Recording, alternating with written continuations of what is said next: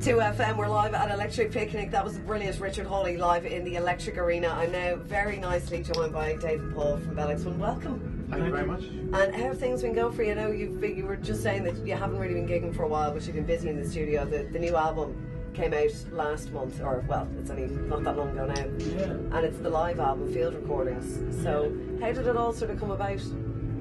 I think it's a live acoustic album, and it came about a couple of years ago. We started doing acoustic gigs when we had written a bunch of songs before recording them, just to see how they felt to play, and it sort of felt really good to play, very stripped down like that. So we kind of revisited a lot of the older songs and built them into the set, and it sort of grew wings from there. We toured across America with it, and through Europe on that last trip, and so we recorded every gig on that tour and then put it together sort of a best of, I suppose. And certainly you've been huge over in America, and I mean I know a lot of it sort of stemmed back in the earlier days to sort of TV soundtracks and things like that, and it's so lovely to see a band that are doing so well in the States. And I know we've been on certainly David Letterman twice, I think, and various shows, but the more recent one, which I was told about, was Rachel Ray, which was an unusual one. I have actually seen one or two episodes. It's basically sort of it's kind of cookery, isn't it? It's like how did that happen exactly? She's a huge fan. She's amazing. She came, like, she's a larger than life character, came into the dressing room, I remember, like, saying about certain songs she loves to run to. Okay. And, the 4 Minute Mile especially, she said. It's a song that she loves to run to, which is really bizarre. But yeah, it was an audience of, like, ladies and of a certain age. Who were and how was that? Whooping and hollering. It was hilarious. The food was amazing. Was it? Yes. What did she do? Did she cook something special for you? I remember when we arrived, they had these amazing breakfast rolls. Like, not like the ones we get in Spar here. Gourmet filth. It was beautiful. Yeah. Very nice. It's a massive show, and they do a lot of music. And I remember after that show, looking at our Facebook page, and there were all these people posting on it that they'd seen us on the show, and to thank her for introducing them to the band. It's amazing to get that, because you can't beat an American audience when you watch some of them. It's kind of everything's a bit Oprah-esque, and everything gets a clap and a cheer and a... It is totally that, because she brings on other celebrity chefs, and they do the sort of the banter, and everyone's funny, and everyone's amazing. And it's a very American sort of thing. You're in the middle of all that madness.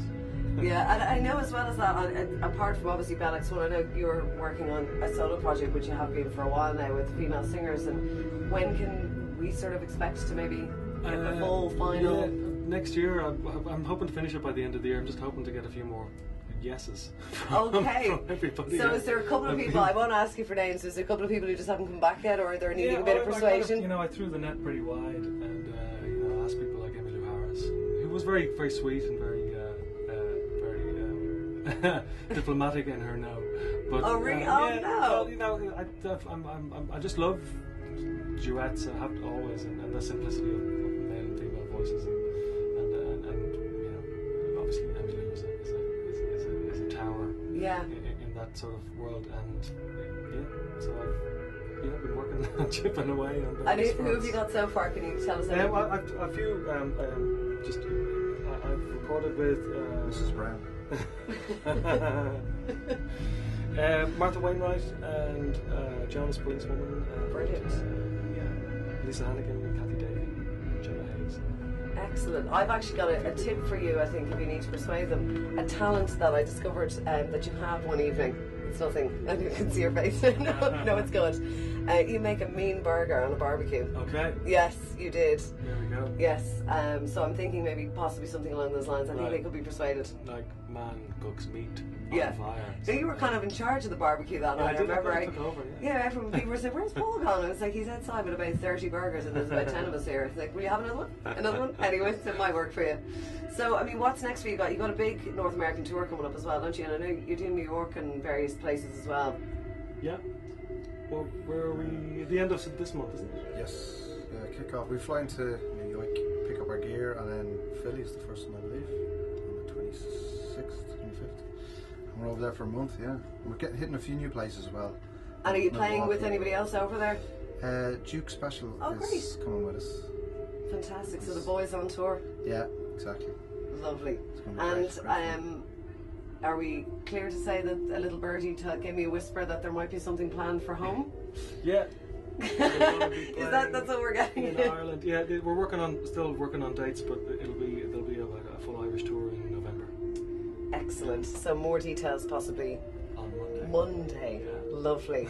And just back to the album field recordings, because obviously it's out now, and the booklet as well that accompanies it, the sort of limited edition. That's like, where did that idea come from as well with it? Because this is a great thing for a fan to have. This is an all-round package, really. Yeah, we just our friend and for years and sound engineer Phil Hayes has always taken photographs on the road, and he's an amazing photographer. So we really wanted to do a proper photo book with nice binding and proper hardback cover and stuff, and so we did that with the special edition of the double CD. So it's also great to have that, particularly with everything, all the downloads and everything now, and it's nice to give people a reason to go out. I don't know where I'm just old. I think I love a CD. I love like looking through the cover. I love walking around the shop for an hour or two, which I'm sure in another while we're not going to be able to do anymore, because you miss a lot, I think, when you get the digital download. It's just, you want to see it and the details and possibly the lyrics and various bits and pieces. It's nice to have that.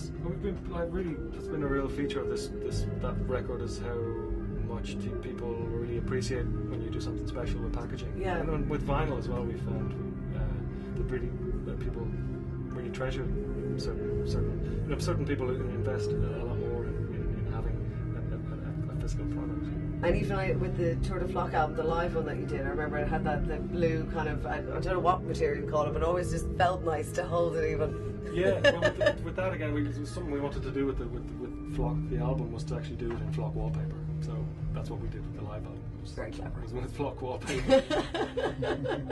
Cost us a fortune. Yeah, absolutely. But the other thing about you guys is you've got such a completely different sound live, which in an amazing way, and to be able to encapsulate that into an album now, because you really get an amazing response from the crowd. I've seen you like 3 or 4 times live now, and it's just lovely to hear everybody kind of singing back, because the songs are quite heartfelt, aren't they, really? Yeah, especially I think at festivals, when we play festivals in Ireland, we get the sense that people who've seen us all over the country are gathered in the one tent or field, and there's a lovely vibe to it, and so we're really looking forward to tonight. Yeah, especially when you hear songs like Flame and you hear everyone kind of like chanting along and singing in, you know. And so you're going to be playing the Crawdaddy stage later on tonight. You're headlining, so it's going to be a fantastic gig. Yeah, no doubt there'll be a few of us down there. Here's to the front. Very welcome. Very lovely. Guys, it's been a pleasure to chat to you, and best of luck with continued success on the album, and obviously America, and possibly your own slot on RT TV doing maybe something cookery related. Well, I wouldn't go that far. We'll see. I just thought we'd plant the seed and see how we go.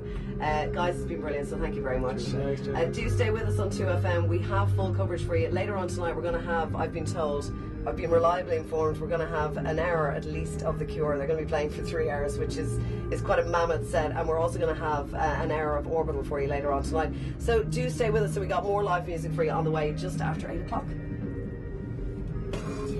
Thank you so much.